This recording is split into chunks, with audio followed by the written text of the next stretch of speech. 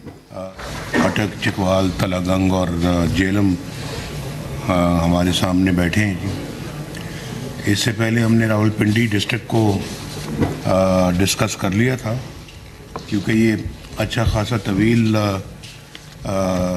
क्योंकि अपना मामला था, तो फिर हमने सोचा इसको दो हिस्सों में स्प्लिट करें और पहले रावलपिंडी डिस्ट्रिक्ट को कर लें, फिर बाकी जो अजला हैं डिवीज़न के उनको कर लें।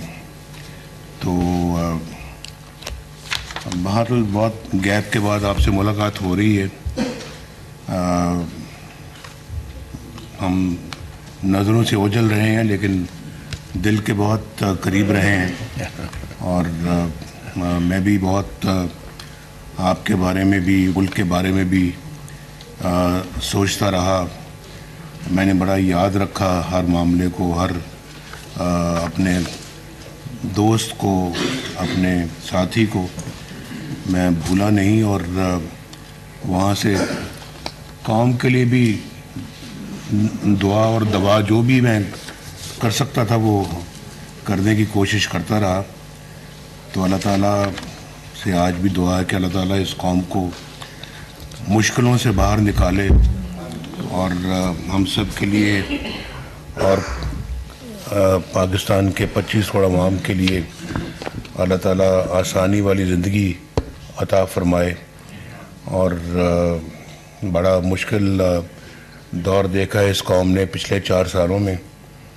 इससे पहले वाक़अतन 2017 तक, जब तक कि मैं मुल्क का वज़ीर-ए-आज़म था, अल्हम्दुलिल्लाह मैं अल्लाह ताला का बहुत शुक्र अदा करता हूँ कि एक बड़ा अच्छा दौर था और तरक्की अरूज पे थी। मुल्क के अंदर कोई मुआशी, इक़्तिसादी, मुआशरती या समाजी किसी किस्म का कोई मसला नहीं था, और हर लिहाज से पाकिस्तान के अंदर मुआशरा भी अच्छी तरह से आगे बढ़ रहा था, फल फूल रहा था, इक़्तिसादी तरक्की भी हो रही थी, और जो इकनॉमिक इंडिकेटर्स हैं हमारे वो भी बहुत अच्छे चल रहे थे। दुनिया भी देख रही थी, और दुनिया भी इस बात का एतराफ़ कर रही थी कि पाकिस्तान तरक्की की रफ्तार में अब बहुत आगे है, और आइंदा चंद सालों में ये न सिर्फ खित्ते की बल्कि इस दुनिया में इंशाअल्लाह एक बहुत बड़ा मुकाम हासिल करेगी। तो वो पता नहीं एक ख्वाब था जो अधूरा रह गया, उस ख्वाब को पूरा होना चाहिए था, लेकिन कुछ ऐसे अवामिल बीच में आ गए, ऐसे किरदार बीच में आ गए जिन्होंने अच्छे भले चलते एक भागते पाकिस्तान को, एक दौड़ते हुए पाकिस्तान को उन्होंने बिल्कुल ठप करके रख दिया। और आपने देखा कि इकॉनमी भी हमारी उसी वक्त से जो है ना वो नीचे की तरफ जा रही है, चली गई। उसी वक्त से हमारा जो है वो इक़्तिसादी तरक्की भी हमारी बिल्कुल बंद हो गई। उसी वक्त से जीडीपी रेट जो हमारा जो है ग्रोथ रेट जो है वो भी नीचे गिर गया, और फिर उसी दिन से हमारा रुपया भी जो है वो कमज़ोर होना शुरू हो गया। और उस वक्त आप देखें ना, 4 साल रुपया एक जगह पे रहा है, और उसमें अपना कोई कमी बेशी नहीं आई। 4 साल, आज तो 4-4 घंटे बाद, उसके बाद 4-4 घंटे बाद रुपया जो है ना अपनी जगह से हिलता रहा। और जब ये करेंसी आपकी डिस्टेबलाइज होती है तो फिर आपकी हर चीज़ डिस्टेबलाइज होनी शुरू हो जाती है। आज अगर गरीबों के लिए महंगाई इस मुल्क के अंदर अगर है, अब पाकिस्तान के अवाम के लिए, उसकी बुनियादी वजह यही है कि आपकी इकॉनमी मिसमैनेज हुई। और ये सही आप इसका इदराक करें कि मिसमैनेजमेंट कब से शुरू हुई है। ये 2019 से शुरू हुई, और फिर शहबाज साहब ने कब लिया अपने जिम्मेदारी? 2022। 2022 तक तो बहुत ज़्यादा जो है वो गिरावट हो गई थी हर चीज़ में। 2022 तक तो हर चीज़ का बट्टा बैठ गया था और उसको ना आके तो ये अपना संभालते तो मुल्क डिफ़ॉल्ट हो चुका था। तो मुझे समझ नहीं आती कि यानी इस तरह के अनाड़ी के हाथ में इस मुल्क की भागदौड़ कैसे सपुर्द कर दी जाती है, कैसे दे दी जाती है। एक अच्छे भले लोगों से, अच्छी भली हुकूमत से आप अपने इख्तियार दे के एक अनाड़ी के हाथ में दे दें। और ये आपने आपकी आंखों ने देखा है 2013 से लेके 2017 तक जब मुस्लिम लीग नून की गवर्नमेंट थी, नवाज शरीफ वज़ीर आज़म था, तो मुल्क तरक्की की रफ्तार में कैसे दौड़ रहा था, पूरी कौम ने देखा है। और उस वक्त ये बातें हो रही थी 2017 में, हालांकि इलेक्शन 2018 में होना था, मैं जब वज़ीर आज़म था, कि जी ये अगली टर्म भी PMLN जीत रही है।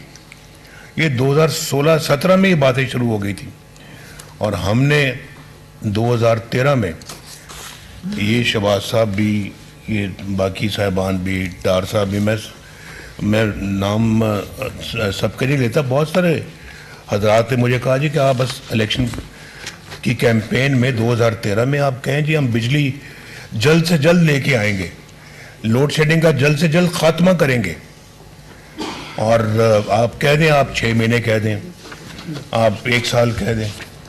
तो मैंने कहा भाई ना 6 महीने में ये मुमकिन है, ना ये 1 साल में मुमकिन है, इसको वक्त लगेगा। और मैं ऐसी कोई बात कभी नहीं कहूँगा और ना मैं कहने का आदी हूँ जो मैं समझता हूँ कि ये मुमकिन नहीं है, मैं कैसे कह दूँ। तो मैंने इलेक्शन में फ़ैसला किया कि मैं लोगों के साथ सच बोलूँ और मैं कोई उनको चक्करबाजी ना करूँ, सबज़बाग ना दिखाऊँ, कोई धोखा फ्रॉड ना करूँ। मैं उनको कहूँ कि मैं अपने दौर में, हम अपने 5 साला दौर में इंशाल्लाह इस लोड शेडिंग का ख़ात्मा करेंगे। मुझे कहने लगे नहीं नहीं ये तो बहुत लोग मायूस हो जाएंगे, वो कहेंगे ये तो 5 साल लग जाएंगे हमें, मज़ीद कोई इंतज़ार नहीं करेगा। मैंने कहा फिर जो काम मैं 5 साल से पहले समझता हूँ कि नहीं हो सकता तो मैं कैसे कहूँ, मैं नहीं कह सकता। मेरी अपनी भी कोई क्रेडिबिलिटी है, क्रेडिबिलिटी का सवाल है, तो इन्हीं चीज़ों से क्रेडिबिलिटी बनती भी है और बिगड़ती भी है। तो मैं ऐसा कोई बात या कोई ऐसा कोई काम नहीं करूँगा जिससे क्रेडिबिलिटी हमारी जो है ना वो ख़त्म होकर रह जाए या स्टेक पे आए। तो मैंने कहा, इलेक्शनों में कह दिया मैंने कि जी हम 5 साल में अपने इस दौर में करेंगे। तो अल्हम्दुलिल्लाह लोगों ने वोट दिया, लोगों ने हमारी साबका कारकर्दगी की बिना पे वोट दिया और हर दफ़ा अल्लाह के फजल करम से हम आए, हमने अच्छे अच्छे काम किए, मुल्क व कौम की तरक्की वाले काम किए और हर दफ़ा हमें निकाल दिया गया। क्यों निकाल दिया गया? कम से कम मुझे पता लगना चाहिए कि 1993 में क्यों निकाला गया, मुझे पता लगना चाहिए कि 1999 में क्यों निकाला गया, कि हमने जो है वो मामलात को सही तरह संभाला और हमने अपना कहा कि हम ये कारगिल में लड़ाई नहीं होनी चाहिए थी, इसलिए निकाल दिया, इसलिए निकाला है। हम सही थे, आज वक्त साबित कर रहा है कि हम सही थे, हमने सही काम किया था, वो फैसला भी हमारा सही था। और हम अपना मुल्क के लिए, जब मुल्क की बात आती है तो पाकिस्तान की सलामती की बात आती है, पाकिस्तान की इज्जत की बात आती है, वक़ार को बुलंद करने की बात आती है, हम पीछे नहीं हटते। हमने आगे बढ़ के एटमी धमाके भी किए, चाहे वो दुनिया को पसंद आए या नहीं आए, लेकिन पाकिस्तान तो अल्लाह के फजल करम से मजबूत हो गया और महफूज हो गया। आज किसी की जुर्रत नहीं है कि वो खुदा ना खास्ता आपके ऊपर चढ़ दौड़े या आपको मैली आंख से देखे। तो हमने हर फ्रंट में अपनी खिदमत की अंजाम दी है, चाहे वो इक़्तिसादी है, चाहे वो मुआशी है, चाहे वो दिफाई है। और चाहे वो हमारी फॉरेन अफेयर्स है। हमारे दौर में इंडिया के 2 वज़ीर आज़म यहाँ पाकिस्तान तशरीफ़ लाए, मोदी साहब और वाजपेयी साहब। इससे पहले कब कभी कोई आया था?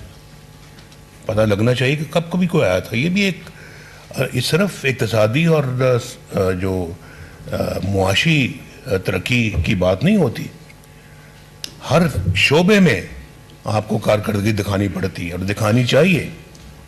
और ये कैसे मुमकिन है कि आपके जो है वो हमसाए तो आपसे नाराज़ हों या आप उनसे नाराज़ हों, और उस नाराज़गी के अंदर आप रह के तो आप दुनिया में कोई मकाम हासिल करें। आप अपने मामलात को, हमें इंडिया के साथ भी ठीक करना है, अपने मामलात को हमने अफ़गानिस्तान के साथ भी ठीक करना है, हमने अपने मामलात को ईरान के साथ भी मजबूत करना है, हमने अपने मामलात को जो है वो चाइना के साथ और ज़्यादा बेहतर करना है और मजबूत करना है। यहाँ तो हमारे पीछे सीपैक को भी सैबोटाज करने की कोशिश की गई, और जो सीपैक खुद मुझे आके चाइना के प्रेसिडेंट ने कहा, इन्होंने शी पिंग ने, तो उन्होंने मुझे खुद आके कहा कि mister Nawaz Sharif, this is a gift for you from China. तो अब इससे बड़ी एजाज़ की क्या बात हो सकती है? उसको सैबोटाज करने की इन्होंने कोशिश की। उस अपना प्रोग्राम में कितने बड़े मंसूबे पाकिस्तान में लगे। और हमने यहाँ पे, मैं एक छोटी सी फिर दोबारा मिसाल देता हूँ। पिछले 70-50 साल से ये बातें हो रही थी कि मुल्क में कोयला है, इस कोयले से हमें बिजली बनानी चाहिए और इस कोयले का इस्तेमाल होना चाहिए, पाकिस्तान की अपनी मादनियात है, अपनी दौलत है। तो बातें ही बातें होती रहीं, कभी किसी ने किया कुछ नहीं। और कोयला बनाने के लिए हमने फर्नेस ऑयल बाहर से इंपोर्ट करना ज़्यादा मुनासिब और ज़्यादा जायज़ समझा। फॉरेन एक्सचेंज खर्च करके को हम फर्नेस ऑयल ला रहे हैं और उसको जलाकर हम अपना बिजली बना रहे हैं। इतना महंगा तेल से हम उसको चलाते रहे, फर्नेस ऑयल से चलाते रहे, और उसके बाद हमने ना ज़्यादा तवज्जो दी अपने ये इस पे डैम्स बनाने पे, ना बिजली पे तो कोई तवज्जो दी, ना किसी और अपना, ना सोलर पे इतनी कोई लेट तवज्जो दी।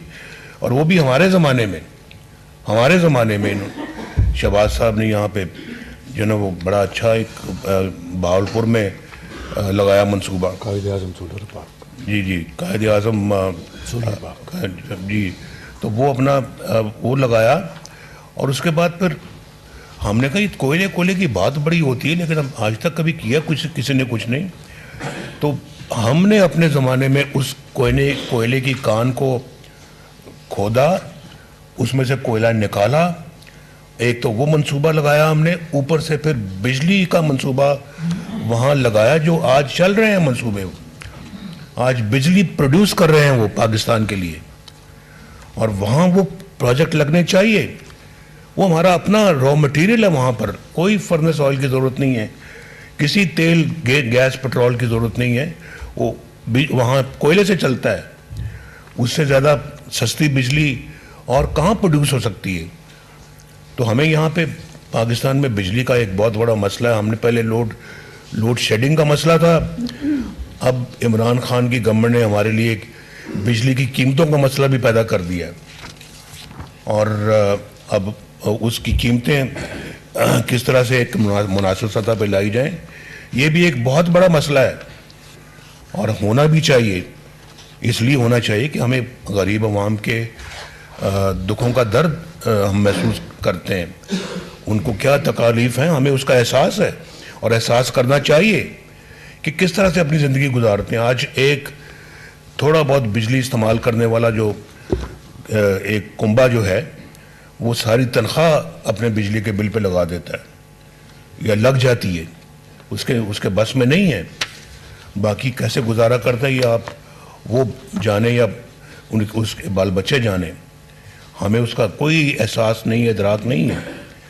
हमने उन लोगों का सोचना है। इसलिए मैंने कल ये भी कहा था कि आप आप लोग बैठे हैं, हम लोग यहाँ पे बैठे हैं, हम टिकट्स की बात कर रहे हैं और यही ख्वाहिश होती है जी कि टिकट मिले, इलेक्शन लड़ें, हलके में एक हमारा मकाम बने, इलाके में हमारा एक मकाम बने, हमें ओहदा मिले, हमारी इज़्ज़त होनी चाहिए और हुक्मरान भी जो है ना वो फिर अपने मुख्तलिफ़ ओहदों पे आके तो मुल्की वसाइल इस्तेमाल करते हैं, बड़ी बड़ी गाड़ियों में बैठते हैं और जहाज़ों में बैठते हैं। भाई ये सब चीज़ें जो ना ये बात की बातें हैं।